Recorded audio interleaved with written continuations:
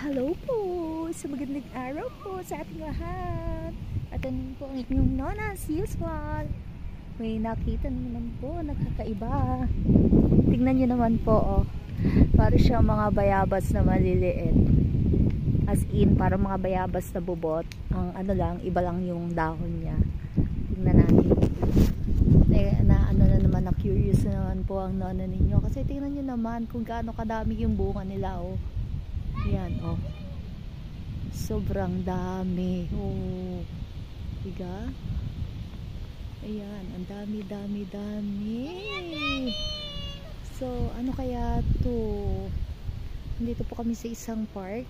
Inilabas po namin ang aming apo at ang aking pamangkin na lalaro po sila. Yung dalawa. Sobrang nag-e-enjoy. So, ako naman po dito ay naka-spot na naman. Yan nga po. So, hahanapin po ulit natin kung pwede bang kainin itong prutas na ito o ornamental lang talaga siya. So, yan lang po. Thank you po for watching.